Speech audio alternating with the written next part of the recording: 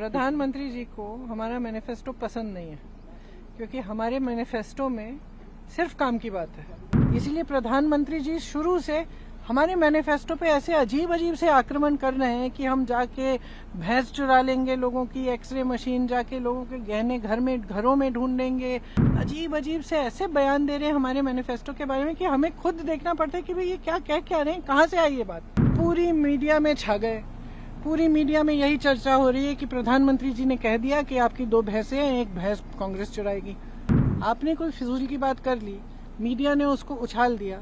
जनता तो फिर भी पूछ रही है ना कि मैं कैसे कमाऊंगी, मैं कैसे कमाऊंगा। प्रधानमंत्री जो फुल टॉस पे खेलते हैं ना, तो इन्हीं फिजूल की बातों पे फुल टॉस खेलते हैं। मैं उनको चैलेंज करती हूँ, आप फुल टॉस खेलिए रोजगार पे। मैनिफेस्टो है वो ये कहता है कि हम लोग रिजर्वेशन की जो बात कह रहे हैं उसको रिजर्वेशन कैप को बढ़ाएंगे। राहुल जी सभाओं में ये कहते हैं, आप कहते हैं मैनिफेस्टो पढ़ो।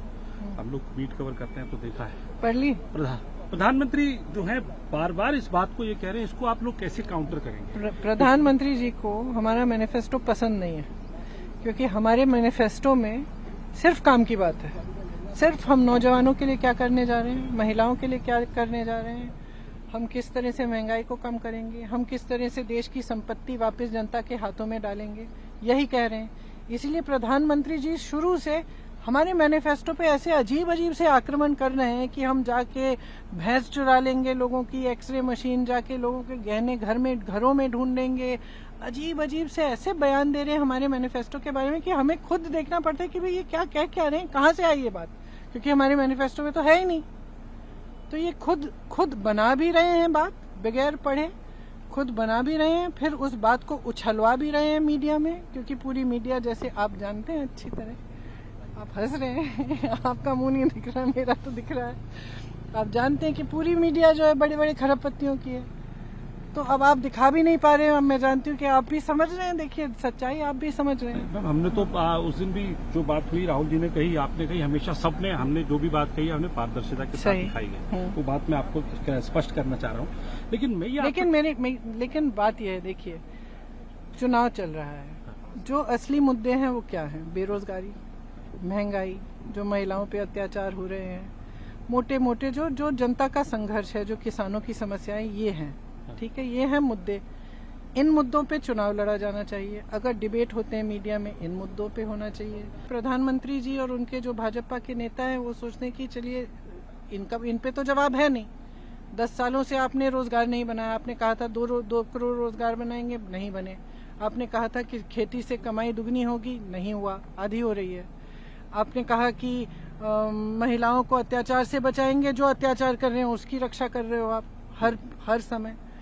तो जो सच्चाई है कि आपने ये सब किया नहीं, तो इन मुद्दों पे आप डिबेट कर नहीं सकते, इन मुद्दों पे आप मंच पे जाके बात कर नहीं सकते। मीडिया आपका साथ दे रही है, क्योंकि जैसे जो छोटी अलग अजीब बातें जो आप उठाते हैं, या आपने कह दिया भैंस चुरा रही है कांग्रेस, तो पूरी मीडिया में छा गए।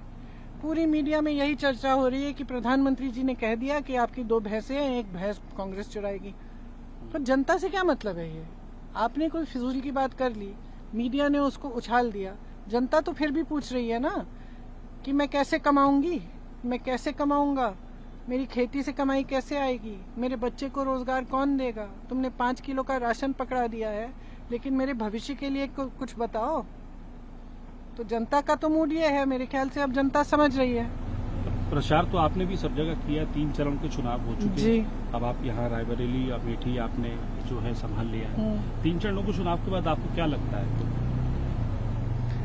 देखिए, मुझे जो रिपोर्ट्स आ रही हैं हर जगह से, थोड़ी सी मतलब हमें भी चौंकाने वाली रिपोर्ट्स आ रही हैं कि जहाँ हमने सोचा था कि हमारी उम्मीद ही नहीं है, वहाँ पे भी अच्छा लड़ रहे हैं हम।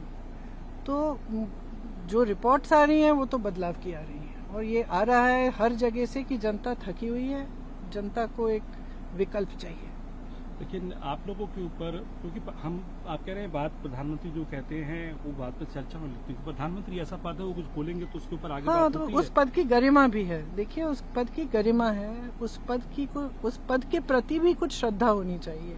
कैसे कैसे लोगों ने वो पद संभाला, और मैं अपने परिवार के बारे में सिर्फ नहीं कह रही हूँ, मैं कह रही हूँ जैसे शास्त्री जी ने भी संभाला, मनमोहन सिंह जी जैसे सभ्य इंसान, वाजपेयी जी बहुत सभ्य थे, इन सब लोगों ने संभाला, इंदिरा जी थी, जवाहरलाल नेहरू थे, इतने महान महान लोग थे, किसी ने इस पद को इस स्तर तक नहीं गिराया।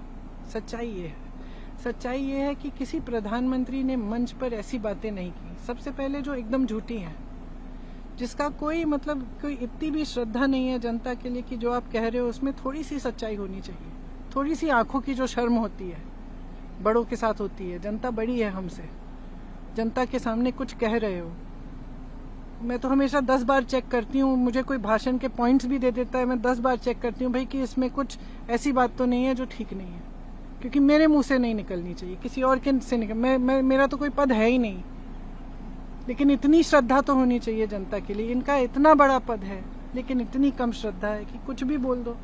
और इस समय जो गंभीर समय है, इस देश के लिए बहुत गंभीर समय है, देश जहाँ खड़ा है, या तो जो देश का आम आदमी है, तो जो देश का गरीब है, किसान है, या तो एक खाई में खड़ा हुआ है, या तो उसमें से हम उसे निकालेंगे, या फिर ये और अंदर घुसे जाएगा इसमें, क्योंकि जो नीतियां बन रही हैं सब बड़े खरबपतियों के लिए बन रही हैं। तो अगर हम आज ठीक से इन परिस्थितियों को समझेंगे नहीं, और अगर बड़े बड़े नेता, प्रधानमंत्री जितने बड़े नेता इन चीज़ों का आदर नहीं करेंगे कि जो असली समस्याएं हैं उनके बारे में हमें बात करनी है, हमारा काम क्या है, नेता है हमारा काम क्या है। सबसे बड़ा काम तो मैं ये कहूँगी कि हमारा काम ये है कि जनता को जागरूक करना है अपने प्रति, अपनी पार्टी के प्रति, देश के प्रति, देश की जो परिस्थितियां उसके प्रति।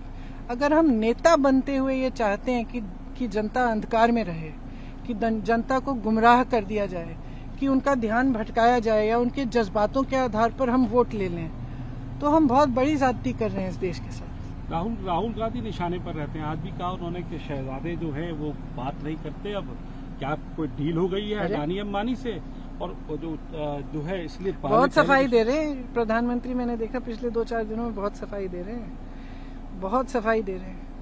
और ये जो सबसे बड़े, तो खैर चलो मैं उस पर टिप्पणी नहीं करूंगी कि वो शहजादे कहते हैं मेरे भाई को, खुद तो शाहनशाह हैं, लेकिन वो छोड़िए, लेकिन बहुत सफाई दे रहे हैं। आपने सोचा है क्यों दे रहे हैं? देश की पूरी संपत्ति पकड़ा दी है इन खरबपतियों को, देश देख रहा है, देश समझ रहा है। हवाई अड्डे, बंदरगाह, सड़कें, आप नाम लीजिए, कोयला, मैं वहाँ गई छत्तीसगढ़ में प्रचार करने के लिए, कोयले के खदान इन खरबपतियों को पकड़ा दिए हैं। अब देश समझने लगा है। अगर कोई सिर्फ अपनी छवि के बल पर जनता के सामने जाता है और उस छवि के अलावा कुछ गहराई नहीं है, तो एक दिन तो आएगा ना जब जनता समझेगी कि ये तो सिर्फ छवि थी, असलियत क्या है। अब वो दिन आ रहा है, जब वो दिन आ रहा है तो घबराहट हो रही है तो सफाई दे रहे हैं।